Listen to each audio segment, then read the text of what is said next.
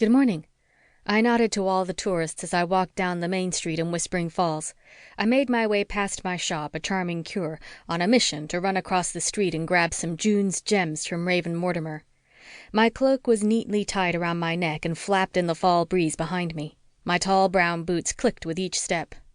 The sun had just popped over the mountain and poured its magical orange glow on the crisp fall morning.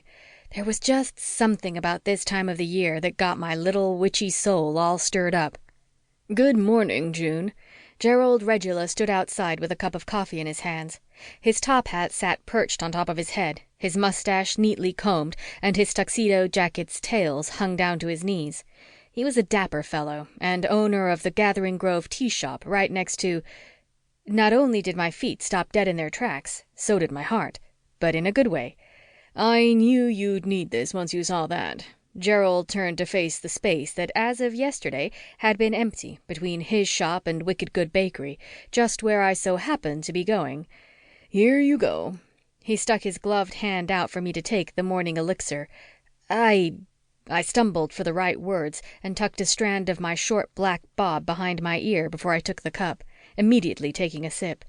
I needed that. The steam from the cup curled up around my nose and tickled my senses awake. Scented Swan Candle Company. I read the name on the awning above the door that sat just beyond the ornamental gate.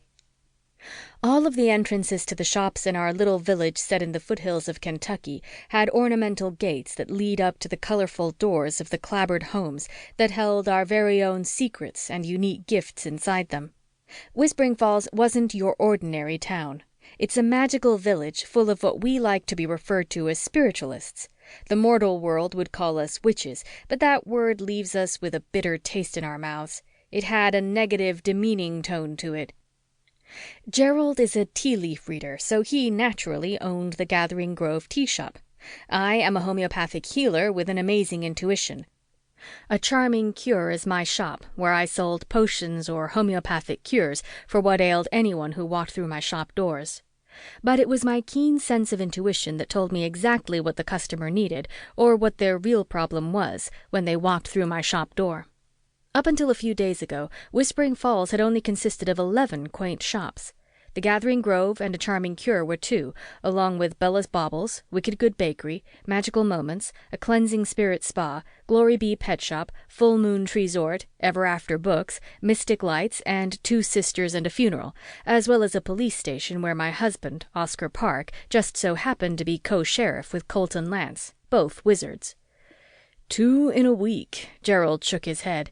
I couldn't tell if he was happy or upset about it. And right in time for All Hallows Eve. I took in a deep breath. My shoulders lifted and then fell when I exhaled. I knew I smelled a breath of fresh air on my way down the hill. I smiled. Gerald still didn't return my smile. He was bothered. "I don't know." He shook his head. The shadow of the top hat's bill covered his eyes. "It just seems so strange that there are 2 new shops in a matter of days," he said again. New businesses mean new tourists, and new tourists are always good for business. I held the cup of coffee up in the air. "Thank you for the coffee. How are Petunia and baby Orrin?" Petunia Shrubwood was Gerald's wife and owner of Glory Bee Pet Shop, which was a cover for her gift of talking to animals.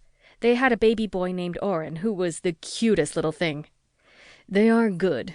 That brought a smile to his face. "Orrin is something else." He rubbed his chin. There was pride written all over his face. "He has just started saying dada.